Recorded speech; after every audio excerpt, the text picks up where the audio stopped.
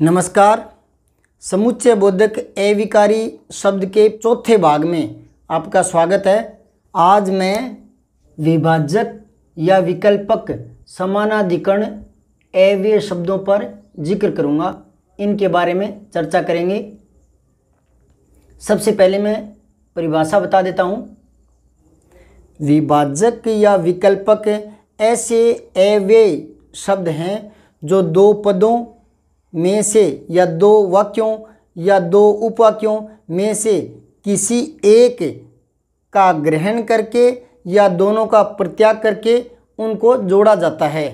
दूसरे शब्दों में बात करें तो ये वे शब्द हैं जो दो पदों, उपवाक्यों या वाक्यों में से विकल्प चुनते हुए दोनों को जोड़ते हैं। जैसे कुछ उदाहरण देखें। किसी लेखक अथवा प्रकाशक ने इस प्रस्ताव का समर्थन अवश्य किया होगा। तो यहाँ अथवा जो है वो इन दो पदों को जोड़ रहा है, जबकि विकल्प के रूप में। समझ गए आप? संयोजक अलग चीज़ था। संयोजक में दो समान पदों, समान उपवाक्यों या वाक्यों यानी प्रधान उपवाक्यों को जोड़ा जाता था, और तथा एवं भी इनसे। ठीक है। आज जो है वो विभाजक मतलब दो पदों में से या दो शब्दों में से या दो वाक्यों में से या उपवाक्यों में से विकल्प रखते हुए, विकल्प प्रकट करते हुए और उनको जोड़ा जाता है। तो ये देखो, किसी लेखक अथवा प्रकाशक ने इस प्रस्ताव का समर्थन अवश्य किया होगा।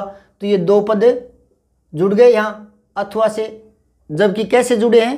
संयोजक की तरह नहीं जुड़े, और तथा इनसे नहीं जुड़े, विकल्प चुनते हुए जुड़े हैं। समझ गए आप? इसलिए इसको विकल्पक भी कहते हैं या विभाजक भी कहते हैं इन शब्दों को। ठीक है। दूसरा वाक्य देखें। उसने ठीक ही कहा है कि अनजान लोगों का भरोसा नहीं करना चाहिए। तो ये दो उपवाक्यों को यहाँ जोड़ दिया गया छोटी की से। उसने दो बातें जोड़ी है यहाँ। कैसे? कि एक तो उसने ठीक ही कहा है उसकी बात को, दूसरा अनजान लोगों का भरोसा नहीं करना चाहिए, उसी की बात को विकल्प के रूप में बताते हुए यहाँ जोड़ दिया गया है। आगे देखें। क्या स्त्री क्या पुरुष सभी आनंद में झूम रहे थे। तो यहाँ मैंने बताया था क्या क्या, इनसे भी विकल्पक या विभाजक अव्यय शब्द जुड़ते हैं। तो ये देखो, ये क्या क्या से जुड़ गए। मैं केवल अध्यापक ही नहीं अपितु कवि भी हूँ। तो ये दो उपवाक्य अपितु से जुड़े हैं विकल्प के रूप में। ठीक है। वह जामुन या संतरा खाएगा। शादी में तुम जाओगे अथवा रमेश। तुम्हें जन्मदिन पर घड़ी मिलेगी या साइकिल। तो ये या, अथवा, अपितु, क्या क्या, इस तरह के विभाजक अव्यय शब्द हैं जो दो पदों या शब्दों या उपवाक्यों को जोड़ते हैं विकल्प रखते हुए। ठीक है। अब यहाँ मैं बात करता हूँ या, अथवा। इनके साथ दो शब्द और हैं जो पुरानी हिंदी में चलते थे, आजकल नहीं चलते। तो इन चारों का एक साथ बताता हूँ। या, वा, अथवा, किवा। या चलता है, अथवा चलता है। ये वा और किवा, ये जो शब्द है ये संस्कृत में चलते थे, आजकल इनका प्रचलन कम हो गया। पहले मैं आपको बता दूं, या जो है वो उर्दू का है। ठीक है। और ये तीनों वा, अथवा, किवा, ये तीनों के तीनों संस्कृत के हैं। ठीक है। वैसे ये चारों ही क्या है? पर्यायवाची शब्द है, पर्यायवाची है ये। अब बात आती है कि इनका प्रयोग कैसे होता है चारों का। तो ये पर्यायवाची होने के कारण विकल्प के रूप में ये एक एक को इनको लिया जा सकता है। या दूसरे शब्दों में बात करें तो किसी वाक्य में दो या दो से अधिक इस तरह के शब्द आते हैं या जुड़ते हैं इनसे, तो उनकी द्विरुक्ति समाप्त करने के लिए, यानी एक ही शब्द दोबारा ना आए, तो उनकी द्विरुक्ति निवारण के लिए इनका प्रयोग करते हैं। द्विरुक्ति निवारण का मैंने कल भी एक उदाहरण बताया था संयोजक में। ठीक है। कि बार बार और आए तो वहाँ कहीं अथवा करके और की जो द्विरुक्ति है उसको रोका जाता है। जैसे राम और श्याम पढ़ते हैं और मोहन और सोहन खेलते हैं। तो बार बार और आ रहा है ना, तो वहाँ बीच में राम और श्याम तथा मोहन और पंकज, इस तरह से आपने बीच में और के विकल्प को कम करके उसकी द्विरुक्ति रोक करके तथा का प्रयोग कर सकते हैं। तो उसी प्रकार इनमें से द्विरुक्ति रोकने के लिए इनका आपस में प्रयोग किया जाता है। अब मैं बता दूं कि कीवा ज़्यादातर कविताओं में आता था, ठीक है, आजकल इसका प्रयोग कम हो गया है, गद्य में कम ही आता है ये। दूसरी बात, अब या और वाह है ना, ये कई बार पर्यायवाची शब्दों को भी मिला देते हैं, जैसे धर्मनिष्ठा व धार्मिक विश्वास, ये वाह पुरानी हिंदी में चला करता था, आजकल यहाँ या लगाने लगे, या, ठीक है, धर्मनिष्ठा या धार्मिक विश्वास, ऐसे कोई वाक्य जोड़ लें, धर्मनिष्ठा या धार्मिक विश्वास घटता चला जा रहा है, इस तरह से कोई भी वाक्य जोड़ते हैं तो ये जो दो समानार्थी शब्द हैं या पर्यायवाची है, इनको भी या वाह से जोड़ते हैं। वाह मैंने बता दिया कम हो गया है, या से जोड़ देते हैं। अब यहाँ आजकल क्या हो गया है कि समानार्थी जो शब्द होते हैं उनको या से नए जोड़ करके और कोष्टक में लिख देते हैं, जैसे श्रुति वेद, श्रुति वेदों को कहते हैं, तो यहाँ या ना लगा करके वेद को क्या है कोष्टक में ही लिख दिया गया है। तो ये प्रचलन आज की नई हिंदी में हो गया है। या जो है उसको कई लोग या कई लेखकगण और के भ्रम में इसकी जगह और लिख देते हैं, जो गलत हो जाता है। जैसे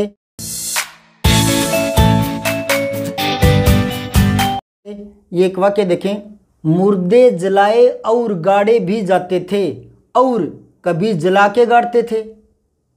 तो यहाँ दो बार और आया है, दोनों ही बार जो और है उनको हटाकर इन तीनों में से या वा अथवा इन तीनों में से कोई भी दो यहाँ लगाए जा सकते हैं, लेकिन और यहाँ नहीं आएगा। कारण क्या है?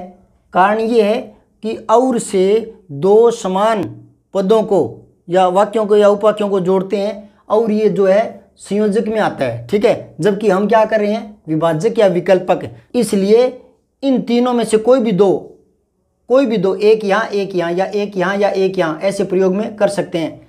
जैसे मुर्दे जलाए या गाड़े भी जाते थे अथवा कभी जला के गाड़ते थे, ये आएगा। समझ गए? एक बार दोबारा देखें, यहाँ या लगा सकते हैं, यहाँ अथवा लगा सकते हैं, लेकिन ये और लगाने से तो संयोजक बन जाएगा। संयोजक की परिभाषा ही अलग होती है। संयोजक में दो समान पदों को जोड़ा जाता है या समान वाक्यों को या प्रधान वाक्यों को या उपवाक्यों को जोड़ते हैं, जबकि विकल्प में या विभाजक में तो दो पदों में से किसी एक को विकल्प के रूप में मानते हुए जोड़ते हैं। तो आप समझ गए, यहाँ और का प्रयोग गलत होता है, तो ये थोड़ा ध्यान रखना है। आप दोबारा मन ही मन में वीडियो रोककर दोबारा पढ़ सकते हैं। दोबारा पढ़ के दिखाता हूँ मैं। मुर्दे जलाए और गाड़े भी जाते थे और कभी जला के गाड़ते थे, तो ये और नहीं आएगा। दोबारा पढ़ रहा हूँ, मुर्दे जलाए या गाड़े भी जाते थे अथवा कभी जला के गाड़ते थे, ये सही हुआ है, ठीक है।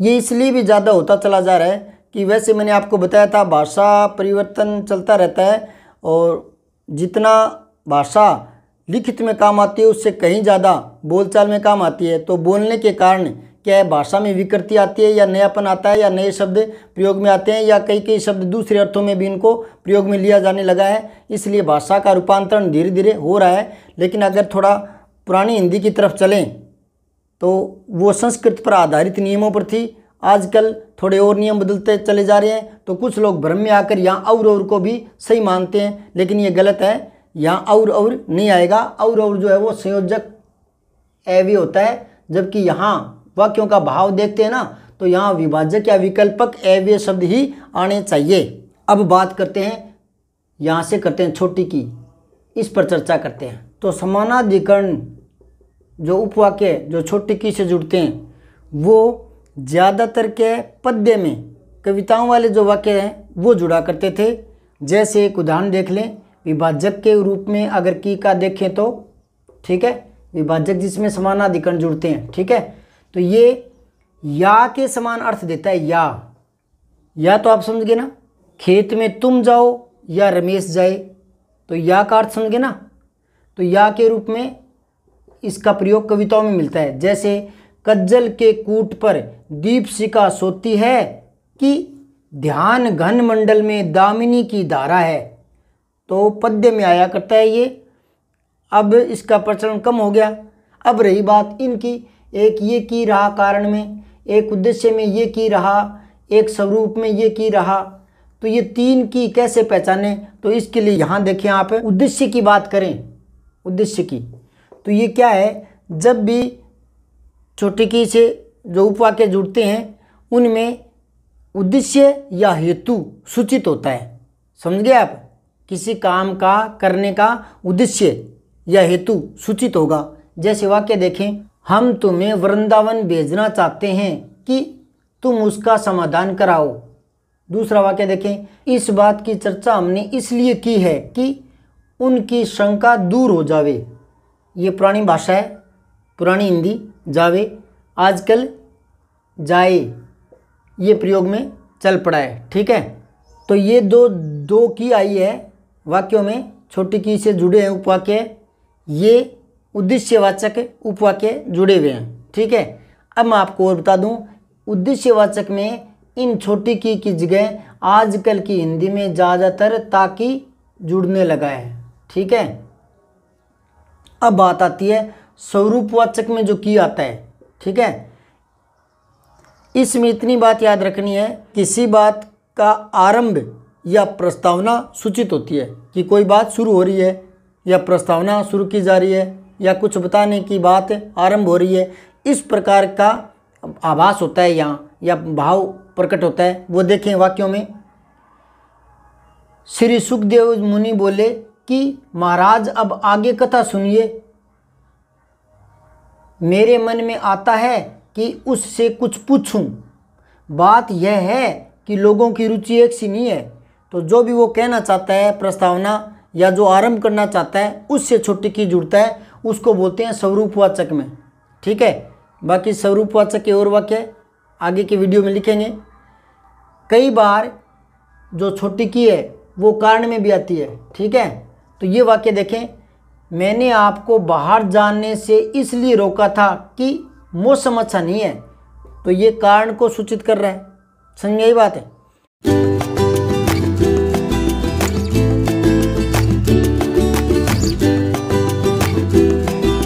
दोबारा से रिपीट कर देता हूँ, छोटी की जो है वो मैंने विभाजक में लिखी है, तो ये कविताओं में आया करती थी।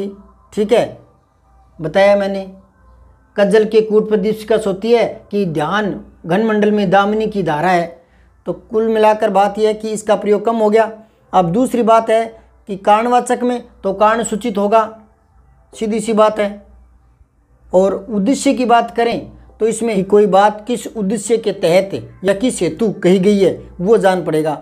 अब रही बात स्वरूपवाचक में, इसमें क्या है, किसी बात के कहने की प्रस्तावना सूचित होगी या आरंभ, कोई बात का आरंभ किया जा रहा है, उसमें जो छोटी की आता है, जो अक्सर बहुतायत में आया करता है, तो वो आपको स्वरूपवाचक में मिलेगा। ठीक है, अब कुछ विभाजक समुच्चय बोधक और देखें, या ये दोनों समूह रूप में आते हैं, एक साथ आते हैं, जोड़े में आते हैं। अकेला आने की बजाय दोनों एक साथ आते हैं तो इसमें निश्चितता और ज़्यादा बढ़ जाती है।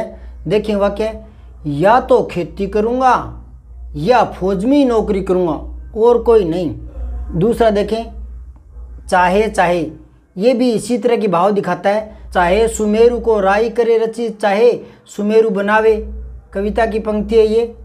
और एक वो गीत आता है ना, चाहे लाख तूफान आए, चाहे जान भी अब जाए, तो चाहे चाहे ये भी जोड़े में आता है, इसी की भांति। ठीक है, क्या क्या ये भी जोड़े में आते हैं। देखो, ये है तो प्रश्नवाचक सर्वनाम क्या, ठीक है, प्रश्नवाचक सर्वनाम होते हैं ना, लेकिन ये कई बार समुच्चय बोधक अव्यय के रूप में आते हैं, अविकारी के रूप में।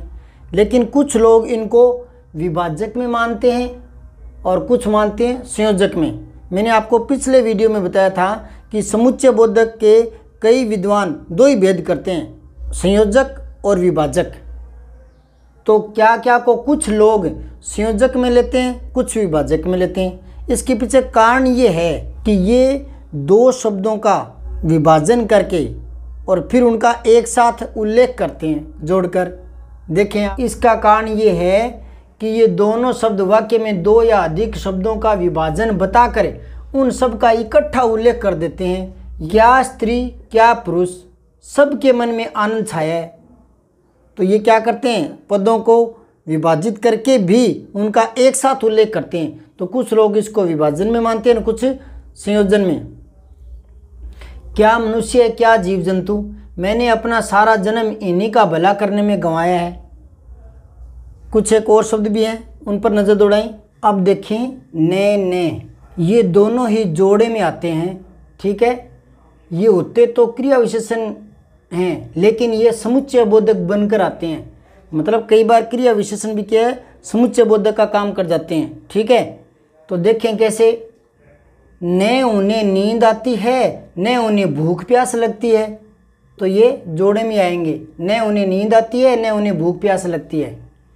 कभी कभी इनसे, ठीक है, अशक्यता का बोध होता है। अशक्यता का मतलब होता है न कर सकना, किसी काम को न कर सकने का भाव।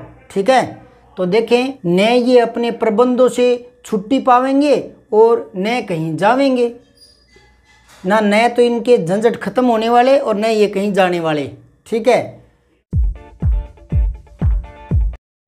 कभी कभी कार्य कारण बनकर आते हैं। ये कार्य कारण कैसे, न तुम आते न ये उपद्रव होता, यानी न तुम आते न तुम बीच में पड़ते न ये उपद्रव ज़्यादा बढ़ता या न ये उपद्रव होता।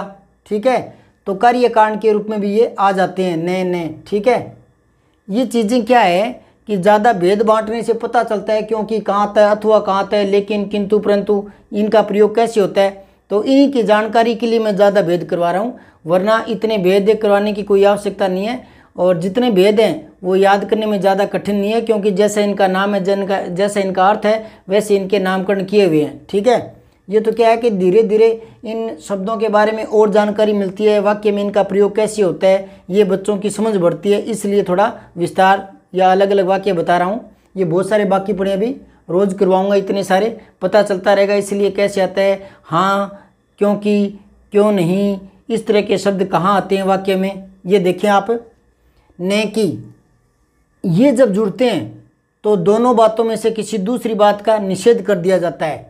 दो बातों में से दूसरी का निषेध होता है। ठीक है, उदाहरण देखें, अंग्रेज लोग व्यापार करने आए थे ने की देश जीतने। तो ने की का प्रयोग समझ में आ गया। अंग्रेज लोग व्यापार करने आए थे ने की देश पर कब्जा करने, लेकिन उन्होंने देखा यहाँ के राजाओं में आपसी फूट थी, उसका लाभ उठा करके वो यहाँ जम गए। ठीक है, तो ने की का प्रयोग समझ में आ गया। दूसरा देखें, नहीं तो, इसी अर्थ में इसका प्रयोग होता है। ये भी संयुक्त क्रिया विशेषण है। ठीक है, पर ये क्या है, समुच्चय बोधक के समान प्रयुक्त हो जाता है। इनसे किसी बात के त्याग का फल सूचित होता है। कोई बात है उसको त्याग किया जाता है तो उसका जो परिणाम सामने आता है उसको सूचित करता है। कैसे, उसकी बातों में आ गया, नहीं तो मैं क्यों जाता। उसकी बातों में आ गया, नहीं तो मैं वहाँ क्यों जाता। एक और देखें, उसने मुँह पर घूंघट सा डाल रखा था, नहीं तो राजा की आंखें कब ठहरने वाली थी। तो इस तरह के ये शब्द हैं जो उपवाक्यों के बीच में आते हैं और समुच्चय बोधक का काम करते हैं, अव्यय के रूप में होते हैं। अब कल के वीडियो में हम विरोध सूचक जो हैं वो पर, परंतु, किंतु, लेकिन, मगर, वरन, बल्कि, इनका प्रयोग देखेंगे वाक्य में, इनका अर्थ समझेंगे। तो देखते रहें, बने रहें, जुड़े रहें। और अगर कोई भाई बंधु इसको पहली बार देख रहा है तो चैनल को सब्सक्राइब करना न भूलें। रोचक जानकारियाँ करवाते रहेंगे। ये चैनल तो अभी शुरू ही किया है, बहुत कुछ बताने वाला हूँ, बहुत कुछ सीखने वाले हैं। तो बने रहें। जय हिंद, जय भारत।